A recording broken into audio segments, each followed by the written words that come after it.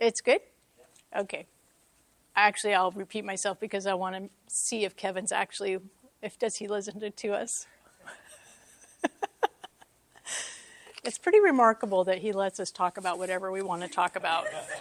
I think that's a dangerous move on his part.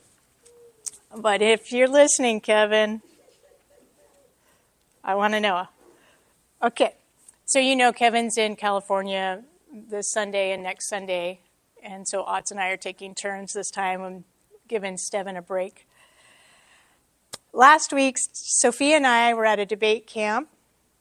And I attended because I thought I could learn a few things, but I didn't realize I was going to learn a lot more than I paid for.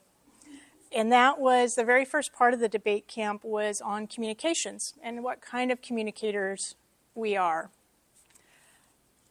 Learned so much about myself, learned so much about my children and my family, and being an analytical type, I started analyzing everybody, but that's not the point of it.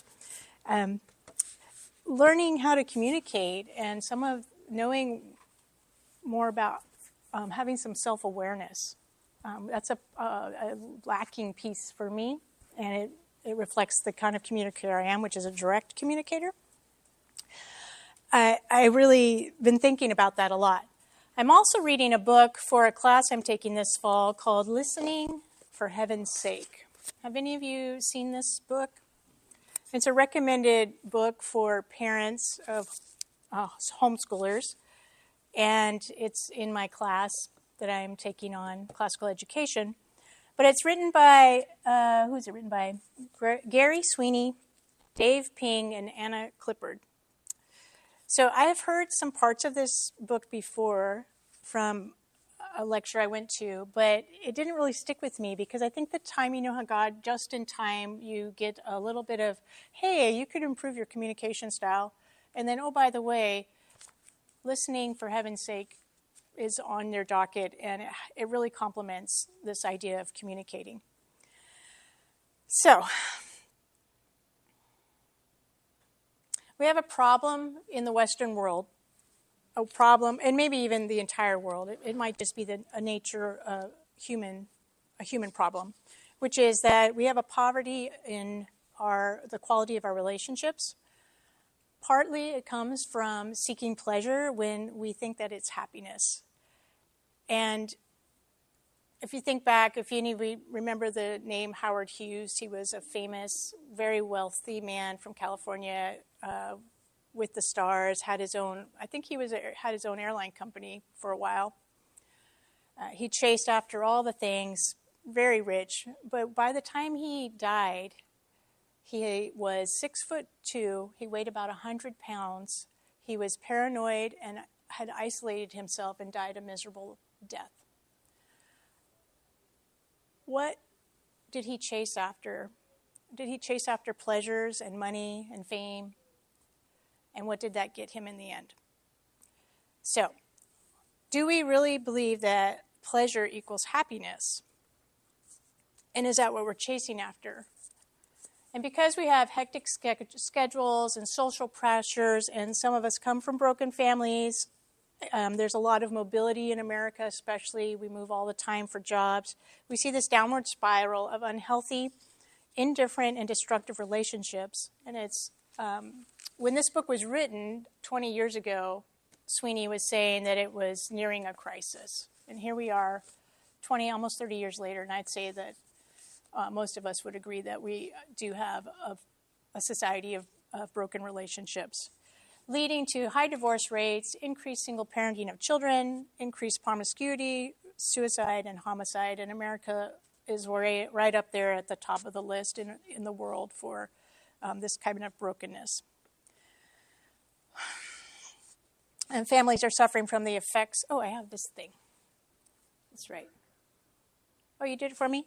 Okay. So families suffer from the effects of depression, alcoholism, physical abuse, sexual abuse, and it's a thing. Pastors and the church staff are overwhelmed with the emotional needs that we bring to them, the volume of people And so the question that Sweeney asked was, how could the lay church, how could the lay people, the ordinary people of the church, come alongside and help in some aspects with this? What could we do? And could we provide some kind of support in the church, but also at home and at work, and provide help for this complex problem that includes not only our spiritual health, but emotional and mental health? And so the answer to that is yes. Yes, we can. And that comes through the very first step in a whole series, but this is where we want to start as Christians, as lay people, is learning how to listen well. And so they've called it listening for heaven's sake, which I like that. So how can we listen with greater insight and understanding? How could we improve compassion and friendliness to others and develop not only greater respect for others, but also self-respect and increase our sense of self-worth?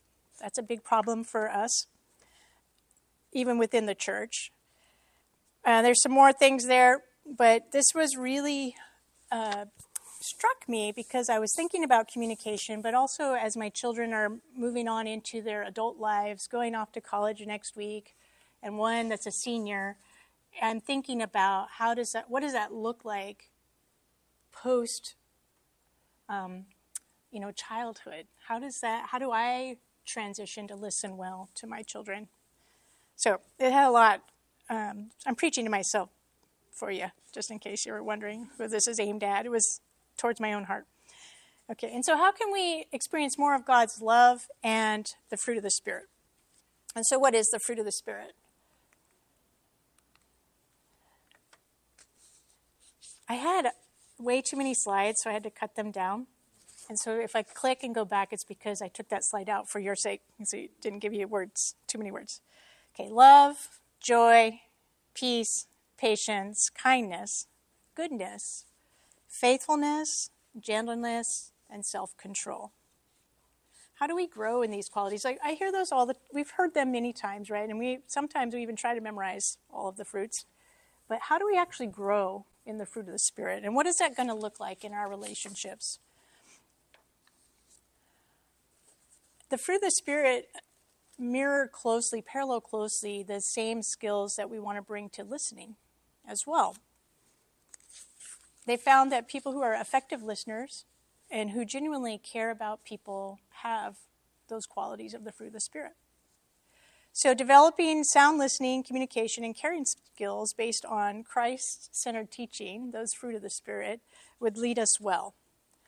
And one thing we have to think about is a balance of ourselves and others with God at the core of that. If we get too overly focused on ourselves and self-centered, and we can't think about others too much, it's not great. But also, it's easy to tip the other way on the seesaw, where we care so much about others and take care of their needs that we forget to take care of ourselves. So keep that in mind as we talk about this idea of listening to others. Another thing we want to keep in mind is all the facets of a personhood as we think about what could we do to listen better. And when we think about God and all that he is, and we can describe a few of his characteristics, that we as Imago Dei, having the image of God and reflecting him, we have these as well. Thinking, our will, emotions, behavior, relationships, our physical body, and our community. And these all pour into what we're trying to communicate to others. Not what we all often think about when we're listening to people, but that full picture of an integrated person. And furthermore, how do we integrate back into all the facets that we are?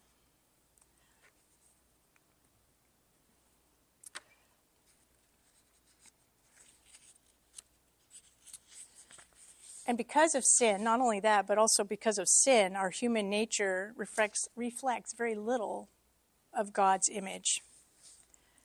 And we might see emotions that are volatile, minds irrational, wills weakened, behaviors harmful, bodies diseased, relationships sinful, and family systems unhealthy. It's so depressing, right? To that one? Yeah. Okay.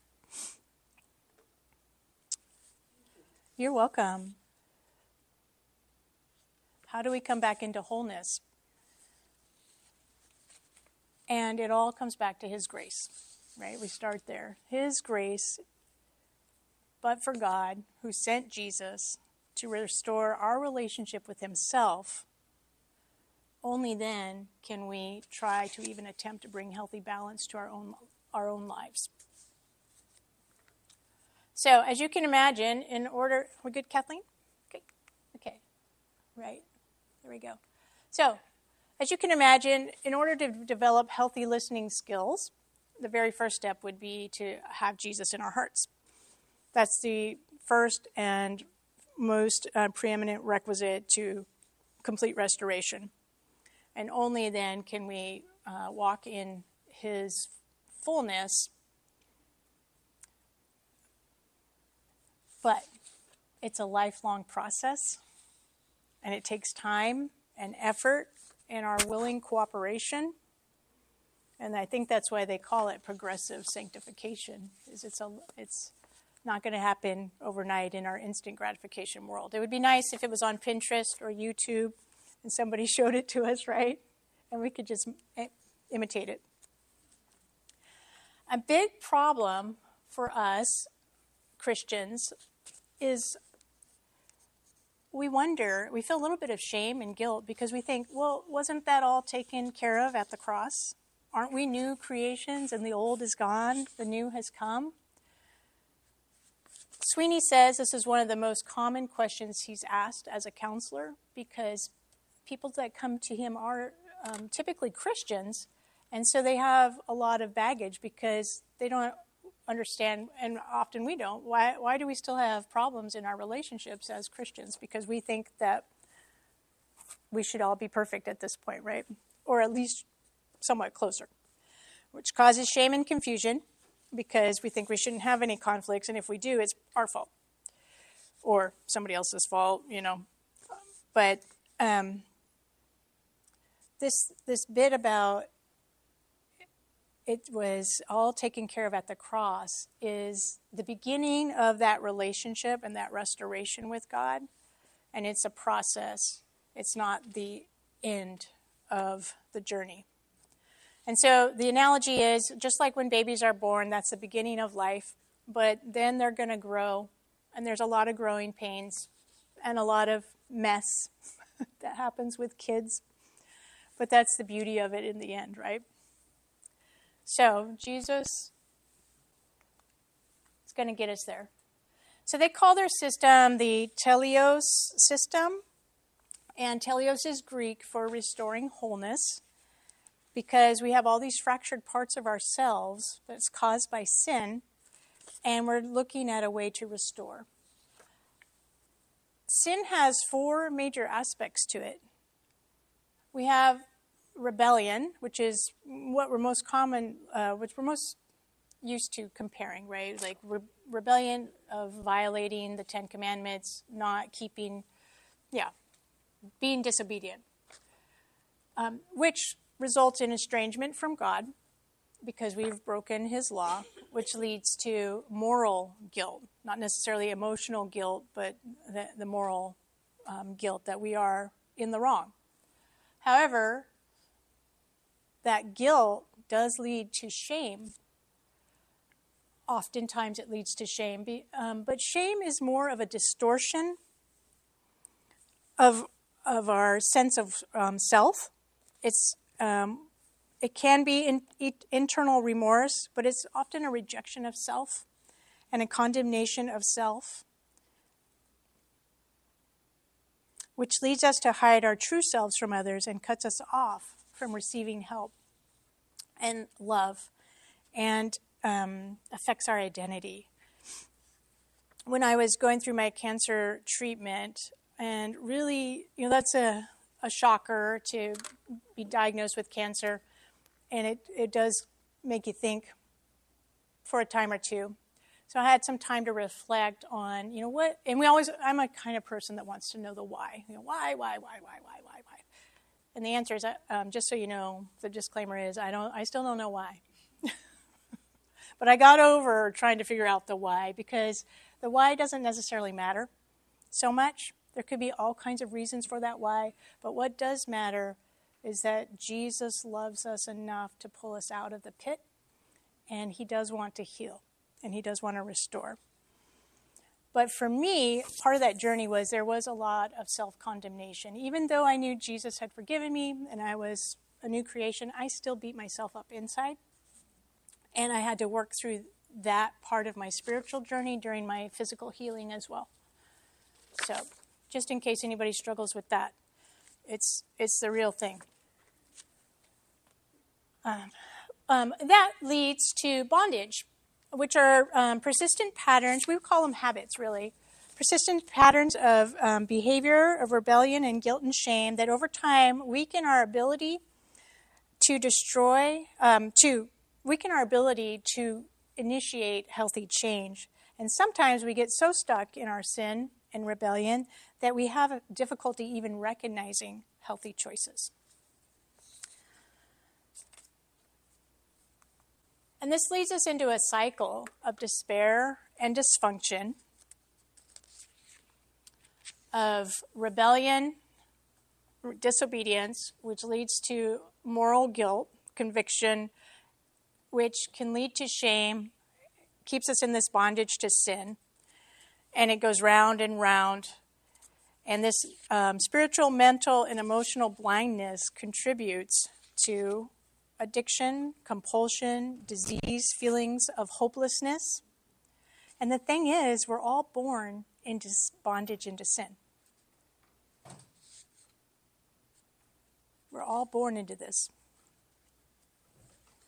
Not only does it affect ourselves, but it adversely affects the rest of the family, producing more dysfunction and problems, and it can multiply from generation to generations as we teach these cultures and these habits to our children and receive them, right? That's sort of the attitudes, the beliefs, the habits, and the relationship patterns. And we have some defense mechanisms that we use. We deny reality of our responsibility. We blame shift to others. We suppress our true self so nobody knows, like our deep, dark self. In fact, we often don't really know a person except for that tip of the iceberg of the person, what they're willing to share that's open, their open area. It's very, very small, but beneath that area, there are defenses and a whole array, a system of defense that include our memories, our thoughts, our experiences, and our beliefs that we hide in shame. So we have guarded areas, and then hidden areas, and then even unknown areas that sometimes we don't even know about.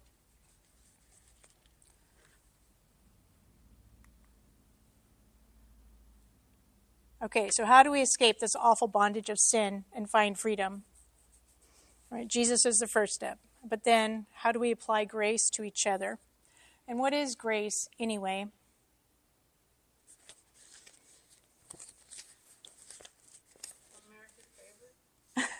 What was that?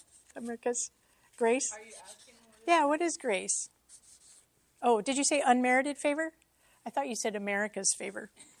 I'm like, yes, unmerited favor. Thank you. Unmerited, unearned favor and mercy that God extends to us. It's a wonderful gift that's undeserved. It's freely given, but we must open our hearts to receive his grace.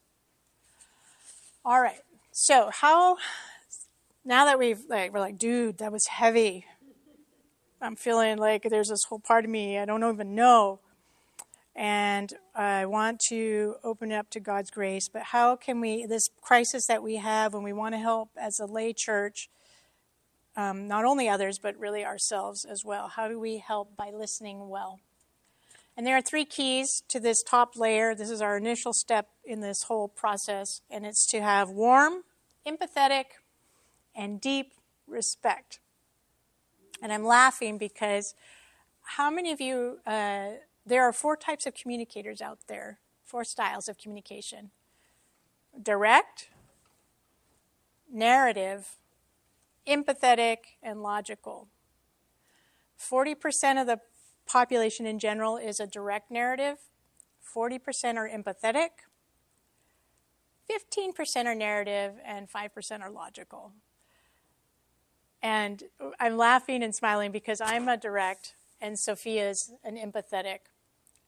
And directs, so about half of the population, we have a really hard time picking up nonverbal cues, physical cues that people are giving us, or that we're giving to people, because we're all about the words. I'm going to listen to your words and see what you're saying. Don't ask me why we can't do the nonverbals. I don't know if it's just like too much information. I'm wondering. Empathetics are the other large part of the population, and they are all about the feelings. And they are very careful about what they say because they don't want to hurt feelings, and they're very sensitive to the nonverbal cues. So what an interesting combination, right, of these directs and these empathetics. And then you've got the logicals and the narratives in there too, but the real deal is here with the directs and the empathetics. So that really hit a hot button for me because I want to get better at my nonverbal, assessing it, and then also what I'm putting out there. So warm, empathetic listening, and deep respect. Right. To overcome these feelings that derive from sin, right? Shame and rejection, the memories, the secret longings, the unfulfilled desires, the things that we've done wrong, the things that others have wronged us with, both rational and irrational fears, and the pain of embarrassing secrets. How do we help? Some of the ways that we help that are not warm, empathetic, or deeply respectful are we deny, we joke, we withdraw, we attack, we work excessively, we rationalize, we control, we become perfectionists, or we might even spiritualize the problem. And if we think about the heart as a well-defended fortress, at the first sign of a threat, the doors are going to slam shut, closing it off from the help of others and leaving us alone with our own pain, which isn't what we really want for ourselves or for our brothers and sisters, right? This poem was in the book, and I really liked it so much because, being a direct, I'm not good with emotion. I'll just disregard it, thinking it's not important, knowing it's very important. But I love this poem because he's talking about even the most callous or person who comes across as gruff still feels this. I present to you parts of myself slowly if you are patient and tender. I will open drawers that mostly stay closed and bring out places and people and things, sounds and smells, loves and frustrations, hopes and sadness, bits and pieces of, in my case, 5 decades of life that have been grabbed off in chunks and found lying in my hands.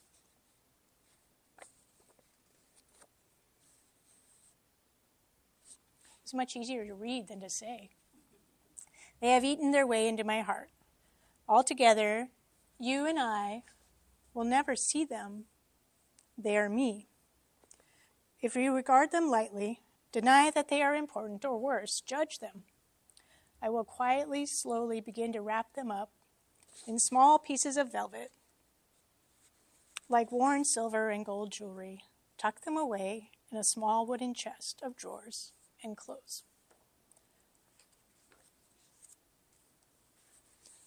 It's a beautiful poem expressing the vulnerability of our hearts.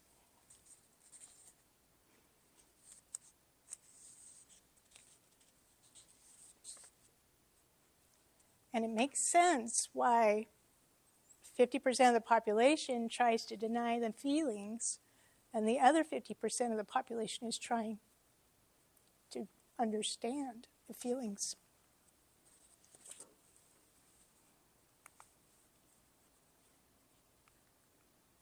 Okay, so tenderness and patience. And thinking back, right, that wasn't patience and gentleness, two of the fruits of the Spirit, are essential when we're dealing with issues of the heart.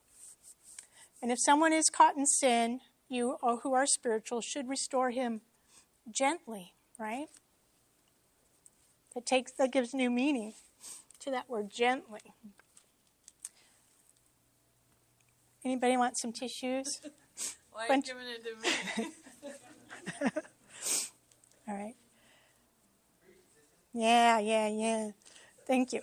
Okay, grace shows our care and respect, which are more likely to encourage people to open up rather than trying to fix them or make them simply confront their sinful behavior. That spoke to me. And it's God's love, not his wrath, that has called us to repentance. Similarly, it's the love of others that gives us the strength to examine the secret places of our heart. Patient and loving care are what are going to help us overcome our sense of shame and self-condemnation. And just like John, he said, love people just as they are, to give them the courage to walk in the light. So walk in the light as he is in the light. Okay, so not only do we need Jesus in our heart, and we need to have this understanding of the well-guarded fortress that it is, but another piece that we need to add to our repertoire is understanding why we're worth so much. Forgiveness is the deal maker, right? That gets us into the kingdom, and we are born into as a new creation. But still, as human beings, whether forgiven or not, we are made in the image of God. And all of humanity, all people are worthy of his love. And it's interesting that the controversy over we were made a little lower than the angels in Psalm 8, is it really the angels, the Elohim there, God, or is Elohim meaning the angels or God himself? And there's lots of discussion back and forth. But wouldn't it be interesting to wonder if we were made just a little lower than God? And I think as humans, whether that's true or not, whichever way you fall on that argument, I think it would also be true that as humans, we should think of ourselves as more valuable than we often do. We just don't, right? Because of our shame and condemnation. So we're worth more than we think. And really the best reason to believe that is because Jesus died for us. Why would he die for something he could just throw away? We're not trash. So understanding God's high assessment of our personal worth gives me a reason to esteem myself. And it's because not that I think so highly of myself, but because God thinks highly of me. Then I can also have self-respect for me too. And it's easy with 8 billion people on the planet to not be able to comprehend how he could do that for everyone. Okay. And that's what makes us have personality, right? The person of us. All right.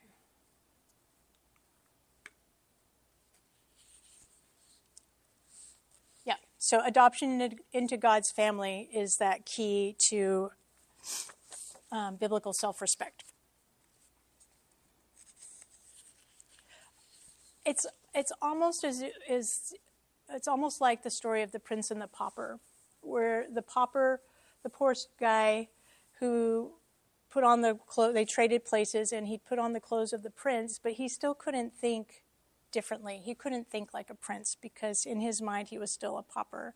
And often I think that's the story of the Christian, right? We have been made princes and princesses of God, right? Kings, under his dominion, but we still think of ourselves as a sinner. And we don't realize the value of the adoption into his family. But I did like this, right, that the adoption is the foundation for the self-worth to deal with the scars of fear and anxiety, of hiding and self-hatred that's caused by shame. And it doesn't really help that evolution teaches that we're made out of a primordial soup, and there was no design to that, and so what is that worth? That's worth nothing. That's our culture feeds into that. Okay, so how to communicate. So communication is encoding and decoding. We want to say something to you, so we encode a message, we send it to you, and then you're supposed to decode it. And that's communication. Oftentimes, though, we miss the mark on understanding what the message was that was sent to us. And these misinterpretations cause so many errors, particularly on the part of the listener, right? Impatience, jumping to conclusions, jumping to causes, the why, unresolved issues, fears, inadequacy, over-identification, and under-identification. Did you know your brain can think at least 5 times faster than you can speak? And so often we're thinking way ahead of what somebody's saying and already crafting a response before we finish hearing what they're talking about, and probably miss a good 75% of what they're talking about. So slowing down, being present and slowing down is a key to listening well, and it requires a lot of energy and focus. And sometimes we're short on both of those. Okay. And, right, we know the Bible says, be patient with everyone. Right, so that's, and patience was one of our 9 gifts. I'm not going to go into all those, there's more on all that, but we're going to get to, sometimes our responses make us into very bad advisors. And as you read this, do you identify with being one or two of these types of people where somebody's telling you something and you become an interrogator?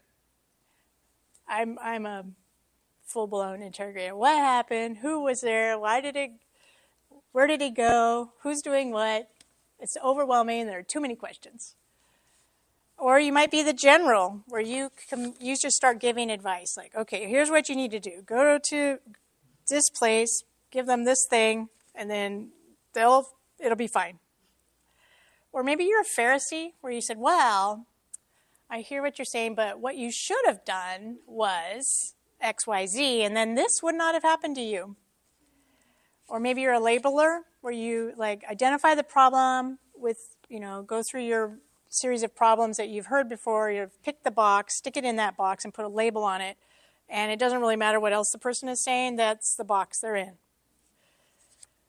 Or maybe you're a prophet, where you predict a future of doom and gloom for that person, and I'm guilty of that. If you don't do your math, then, blah, blah, doom and gloom.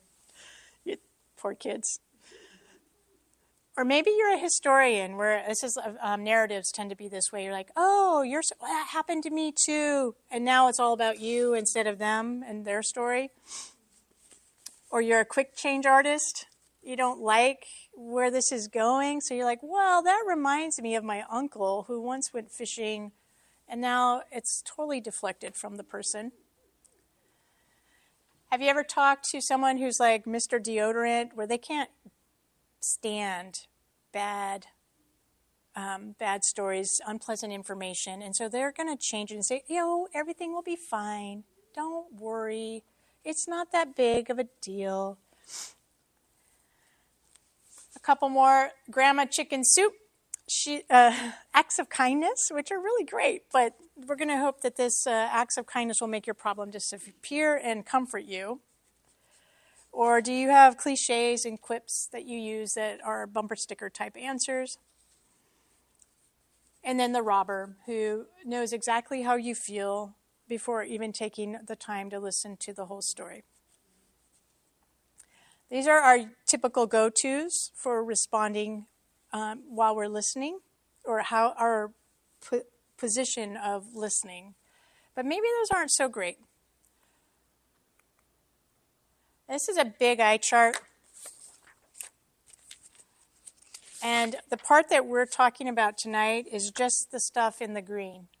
So the seeker is the person who is talking, and he used, because he does a lot of counseling, he didn't want to call it clients and that sort of thing. So he started using these words, seeker and helper. But we're the helper by listening. So the person talking is talking and explaining something or sharing their open part. We're going to use for our listening skills our warmth, our empathy, and our respect, because we want to listen for heaven's sake. If we do it well, it can lead them into that area that's a little more uncomfortable for them, which is kind of a yellow light. These are like green light. People can usually share a little bit. If they get a good response and they trust, then they might share a little more, and they actually might come to some of their own self-understanding, especially if we've showed genuineness, concreteness, along with them in self-disclosure. Speaking truth in love, renewing the mind, helps to free the family and embrace God's grace. The part that's the hardest to get through is eventually getting to a position, you can't really read it, but it says down in the red, is accountability and action on the part of the speaker. Through, if we don't want to have to get to this point of confrontation or immediacy, but if we are trusted enough, we've made it into that part of the heart where they are trying to break a bondage of a habit, then that's where that accountability could come in handy for them. But keep in mind, we're just at the top level of learning how to listen well in order for people to feel they can trust us. And we have to be trustworthy, right? It's a process of exploration and hopefully an understanding between an external habit and an internal hurt that we have. Maybe I always react in a certain way, and maybe have you ever had that where you've reacted a certain way and it has nothing to do with the person that was talking to you or an incident that happened? It was just a trigger that set you off because we probably have an internal hurt that we don't know about, or if you're a direct, you refuse to know about because you don't deal well with emotions. But if we can get it to an understanding of that external habit and that internal hurt, then that can lead us to discover new ways to grow and move towards change. All right, I'm not going to spend a lot of time on more of his teleos of that process, and we're going to focus just on the listening piece, which are the three of warmth, empathy, and respect. And as I was going along thinking about this discussion, I thought it was beautiful. He mentioned this, and so I wanted to share it with you, of thinking of the human heart, right? Because God says we are the temple. But thinking of the heart as that holy of holies spot, and having tenderness for our own heart and the hearts of others. So go gently and solemnly and bring peace as you listen. I say you, and I'm talking about me. All right, so warmth. The direct resting habit, my facial resting habit as a direct communicator, is a scowl. Or an ironic smile, because I also find the funny in everything, which is not good because a lot of things are not funny or shouldn't be made fun of. And so I learned at my communications class at Sophia's debate camp that I should market my face better to reflect my actual feelings inside, which are neutral. So a smile would be nice, right? Tell my face that I'm not mad at anybody. That just made me laugh because I'm like, that's so true. Stephen would come in and he's like, why are you mad? I'm like, I'm not mad. You're mad about something. I'm like, no, now I'm mad. So if I could just like, hey, it's good to see you, smile, right? Because I genuinely like to see him. I could offer a smile. So think about everybody does like to be invited for a cup of coffee or a cup of tea or at least a cup of water, right? Jesus even tells us to give a cup of water. Hospitality, and hospitality is what makes us feel at home. And it communicates love and care, and it makes us feel warm and accepted. So by listening, we can communicate that we do have interest and love for this person. But how much of that actually comes from words and how much from the nonverbals? What's your guess? How much? Oh, it's already up there. You know. It's broken down into 50% nonverbals, but 40% tone of voice. That's my other nemesis. It's 10% the actual words. That's it. Can you believe that? Not a good scenario for a direct or a logical communicator. We're like, I don't know. What are you trying to say? Okay. And then the empathetics are like, it doesn't matter what you're saying. I can already tell you're upset. Okay, so what can we do to display warmth? Now, a lot of you, at least half of you are already empathetic, so you know this stuff. But for the sake of the directs out there, we have to teach us what are some of the things we need to do. We're talking about how our mouth, our head, our face, what all these things are saying. Our shoulders, our arms, our legs, and our feet. So facial expressions. The head tilt says a lot, right? The sagging shoulders. How about this one? Right, that's not good. That's going to be bad news. Or the legs crossed if you're sitting down. That can be an indicator. Clenched hands. Maybe the quivering chin, sorry about that. Fidgeting and foot tapping can indicate nervousness. How about, do you have any nervous habits? Like, do you look at your watch a lot or your phone nowadays? I'm a knuckle popper. That's my nervous habit. Or my resting habit when I'm waiting for the traffic light to change. I think it's a symptom of impatience. Maybe you look out the window while somebody's talking to you, or you're yawning, you're sighing, you're scratching, or you're playing with your hair, your clothes. It's really obvious when we see somebody else do it. Very difficult to be self-aware, to notice when we do it. And often we get defensive when somebody points it out to us. So learning to be self-aware of our nonverbal communication is a key.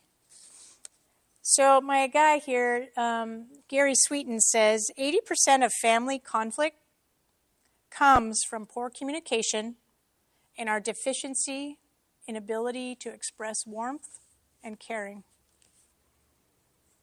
80%. And when we think about relationships, not only in the family of parents and children, but thinking about teachers and students, or doctors and patients.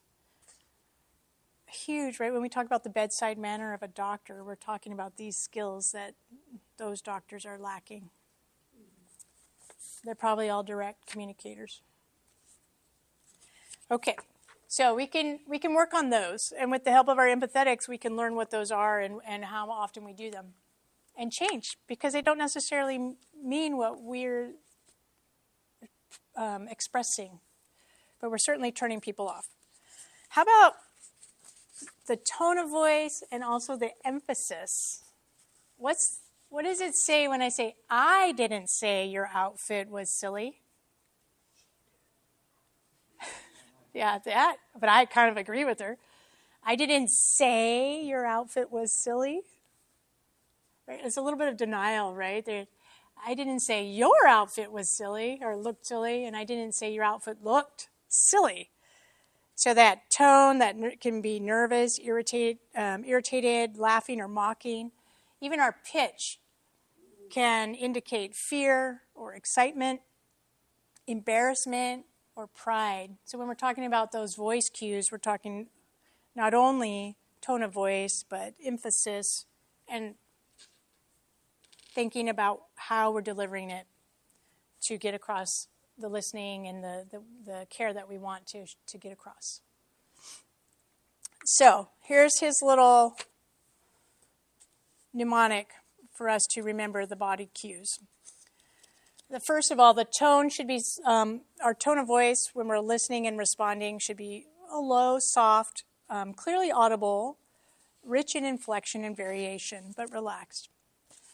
Solar T, so we're thinking about our hospitality and offering somebody a drink and opening up that space for conversation. Is sensitive seating, openness, leaning, appropriate eye contact, relaxation, touch, environmental awareness, and accommodating attitude. And I think that's why, have any of you had the experience where you go on a car ride with somebody and you can have a really good conversation in the car that you can't at home? Or, I don't know, does that happen to just me? Just me. I think the reason why car rides work so well is because the seating's already arranged, the eye contact is already taken care of, you're not expected to look at each other because you're side by side instead of face to face. And you're stuck there.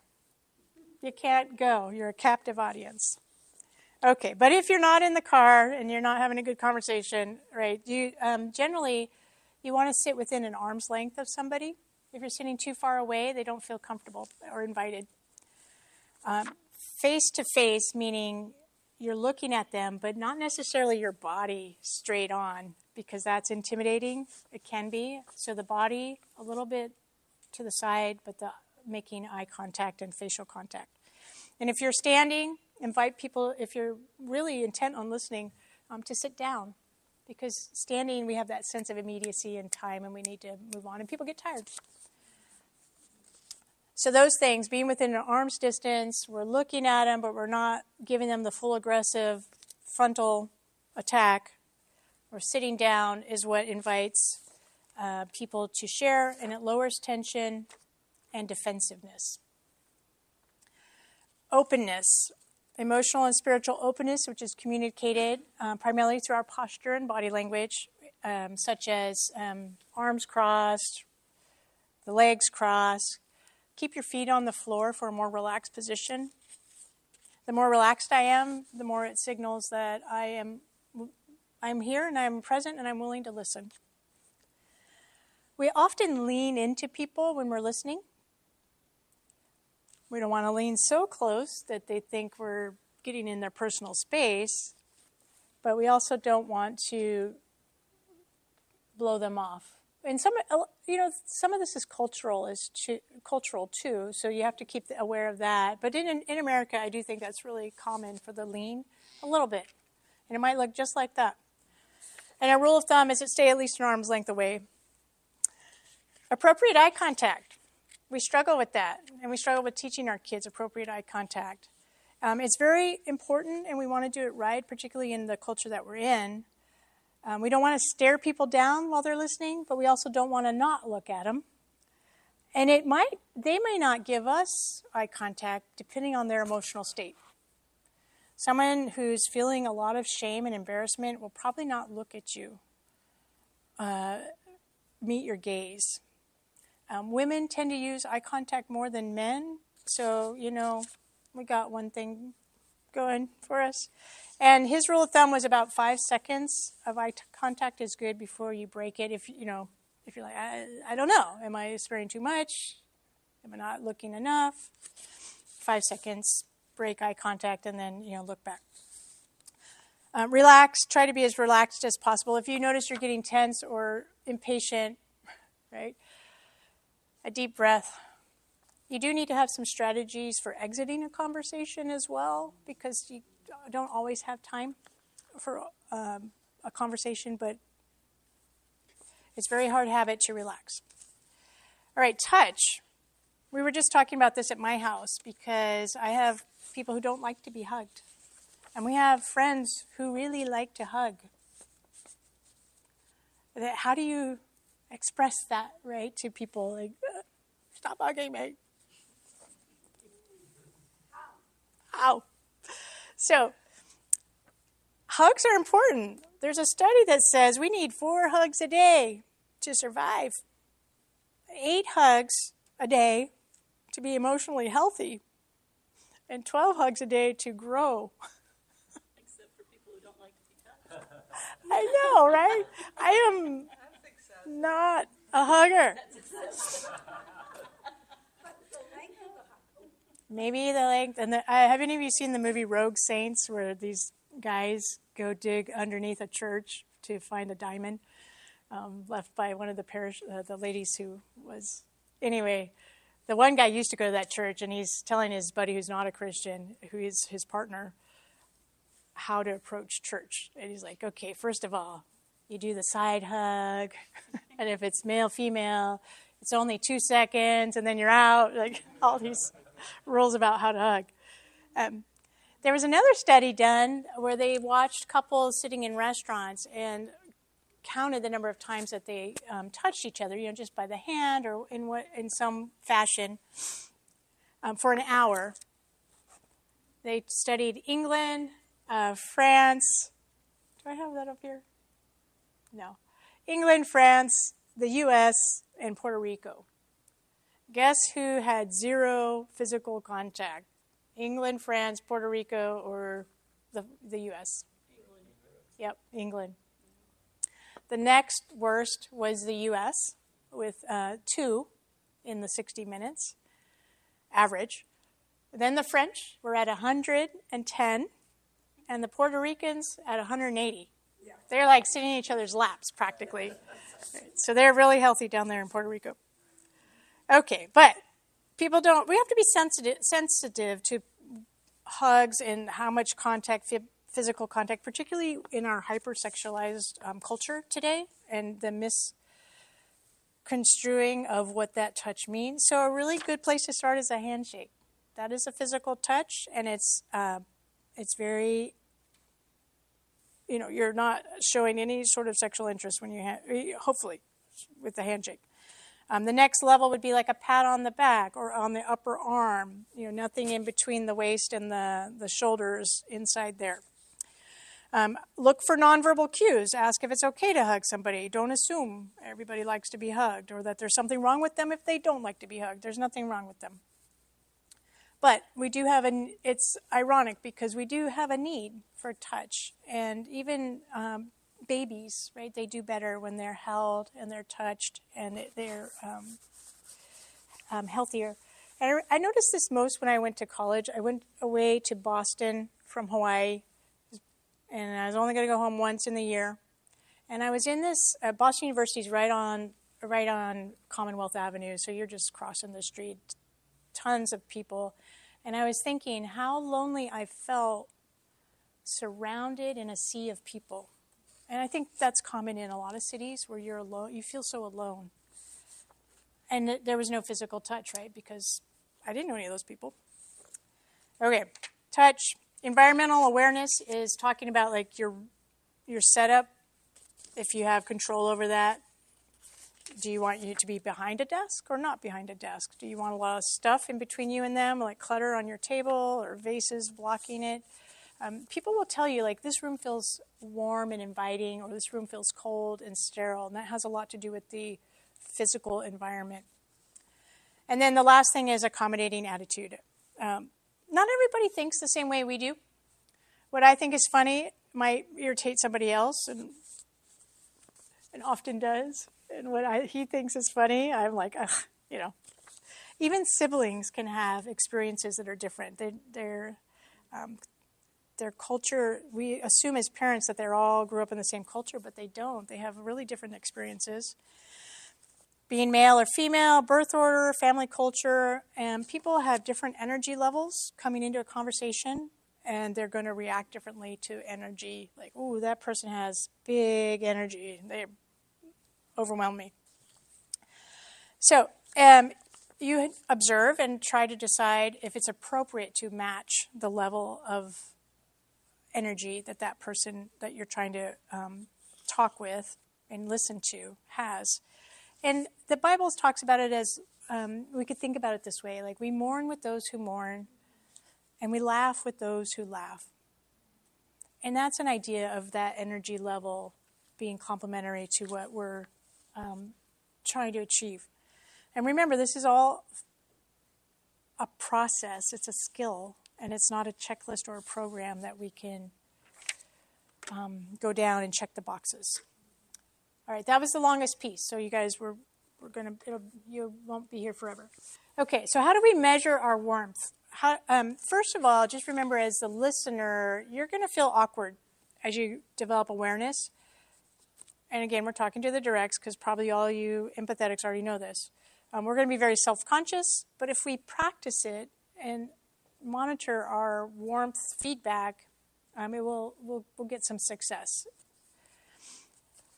And this is a temperature scale. Like if you're hugging or weeping with somebody, that's a pretty hot, intimate temperature. If you're moving closer and you have touch, that can be unpleasantly warm. Where we want to be when we're talking with somebody, and that, right, we're talking about the tip of the iceberg here, is attentive, interested, concerned, which expresses warmth. If we just seem somewhat concerned or mechanical or clinical or distant, or we ignore people or literally just move away, walk away from them, we're giving a cold response to their communication.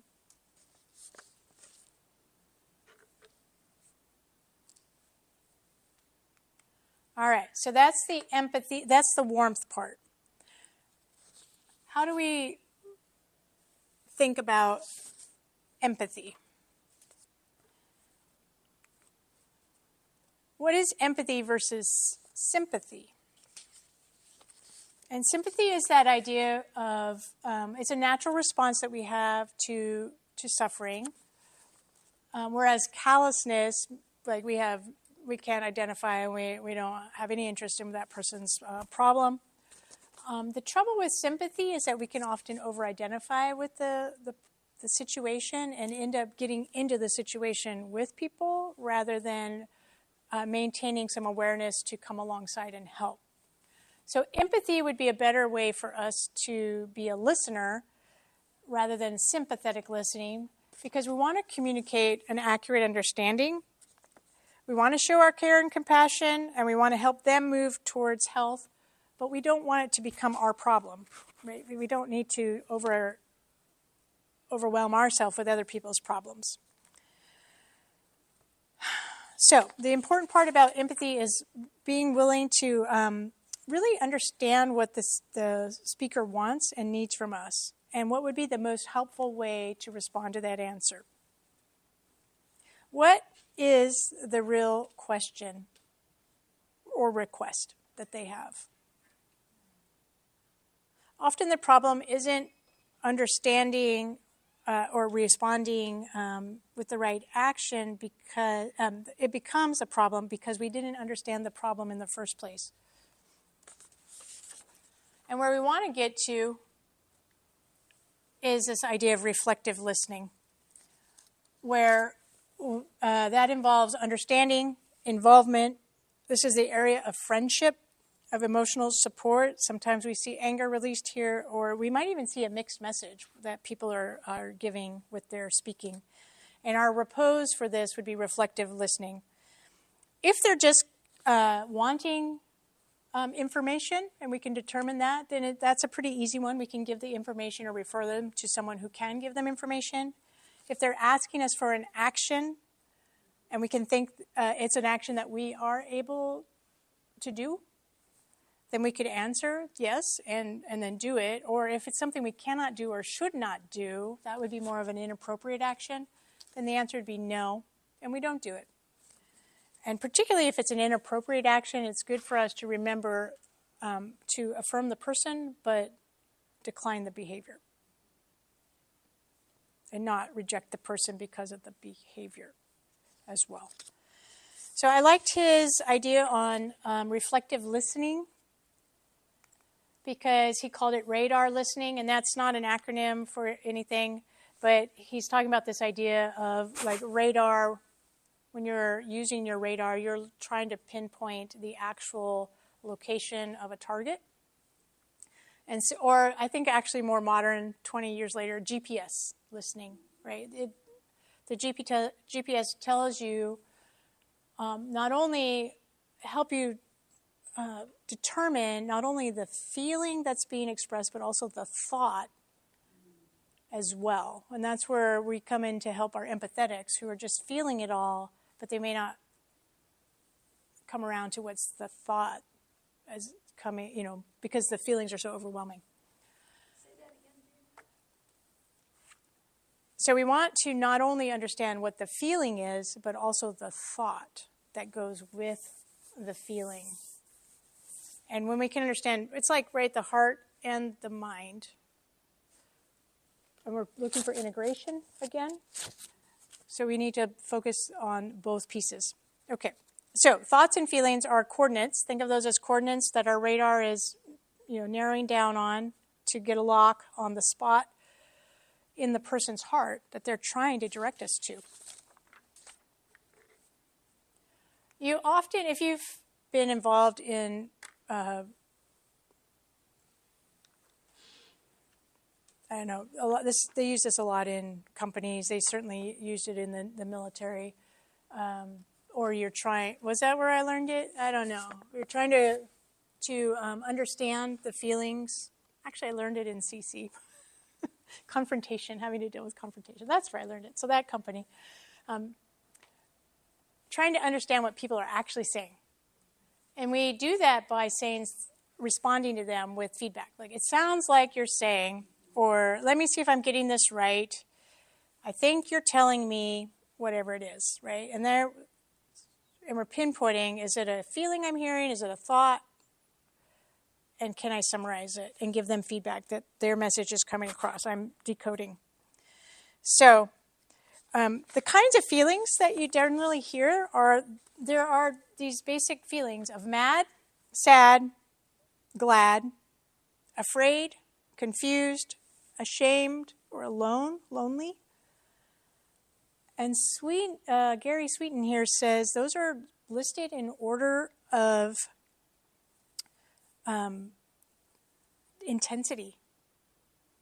That mad is actually the least intense. Sad, glad. Maybe I misunderstood him, but I think that's what I was surprised. Afraid, confused, ashamed, and alone. It sounds like you feel mad because the dog ate the pizza. Or I think you're saying you feel glad because you won the lottery. And that's where we see both the thought and the feeling going together. Okay, when we can express to someone not only their thought and their feeling, that's when they feel valued and understood. Just keep in mind that if we're expressing deep insight into their underlying issue, it can make them feel very vulnerable because we're going underneath that top layer of the open part of the heart. If we're just touching on that underlying issue, they can feel just vulnerable, and we really want to be in this spot of interchangeable with thoughts and feelings expressed, and not cause them to feel like they're misunderstood, devalued, hurt, or rejected.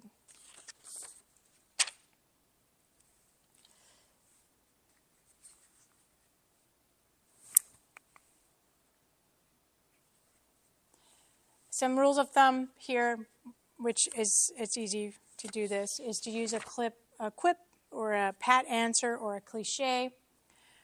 We can overshare our own similar stories that we've experiences we've had like that as well. We don't want to be grandma soup, chicken soup, or the interrogator, the general. We don't want to default to those. And I love this part right from the Bible where he talks about pleasant words are like honeycomb. sweet to the soul, and healing to the bones. I don't think we've really scratched the surface on the physical implication of those words, right? The integration between spiritual, emotional, and physical, but healing to the bones. If you're a direct, it's going to take a lot of practice.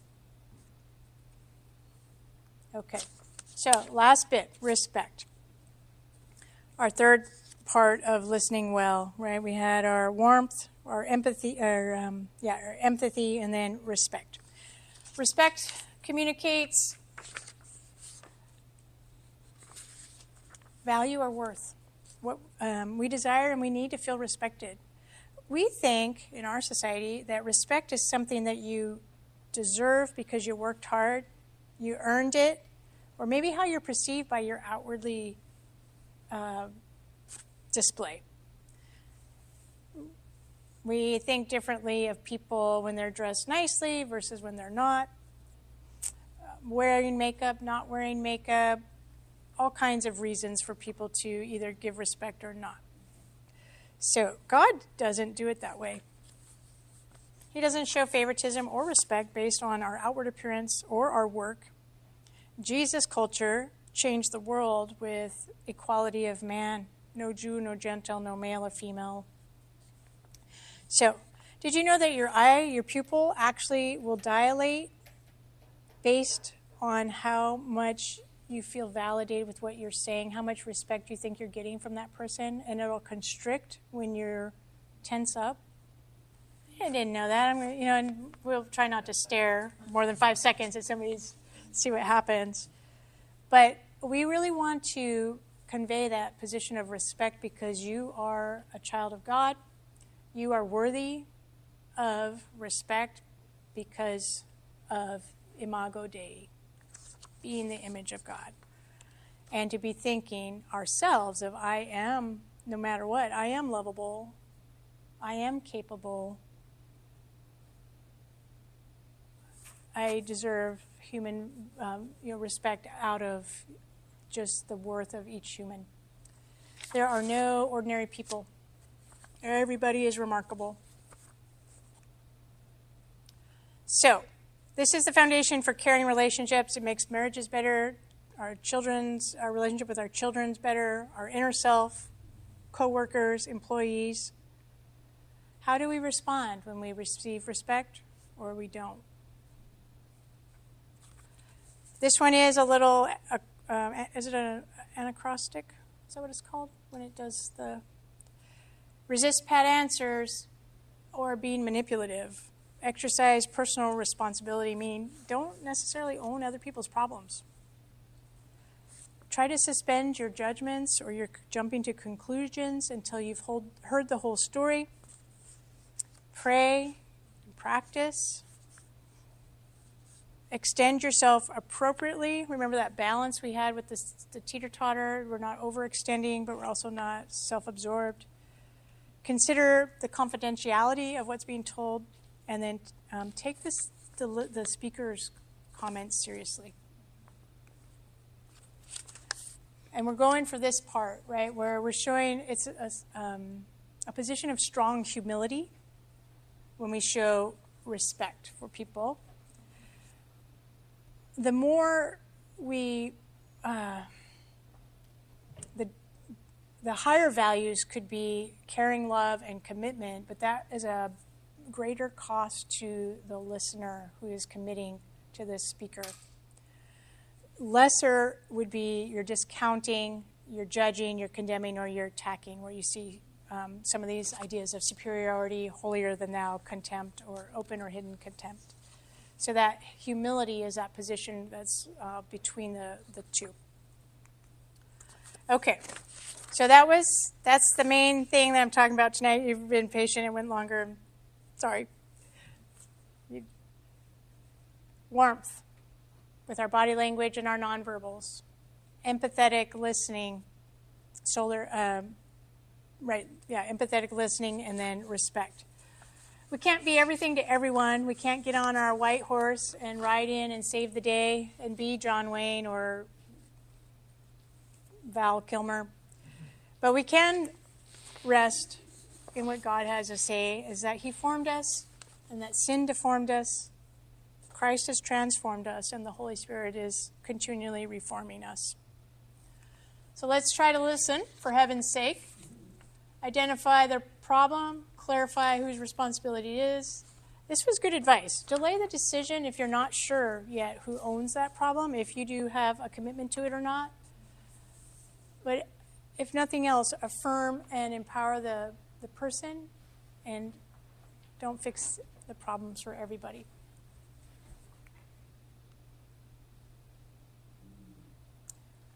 I liked his idea because oftentimes the church, not so much anymore, but maybe still, says science isn't, there are no Christians in science, so therefore nothing that is in science or in psychology is even worth looking at. And we would put that under creation of the cosmos, of the things that we observe and see. So maybe there is some value to that. The Word is also a great place to get our information, and then the Holy Spirit. So taking the cosmos, the logos, and the rhema all together to really try to understand what's being said to us. Okay, logos, the word, Rhema, the Spirit. And these are Sweeten's words. And cosmos. They all have value as we try to understand and communicate. And of course, right, be still and listen to what God is saying to you about the situation. And keep your balance. All right. Yeah. Thank you for listening. That's my 2 cents. 20 cents, maybe. Thanks. Thank you. So, the fruit of God for the people of God, right? He died for our sins to take them away because he took them for us.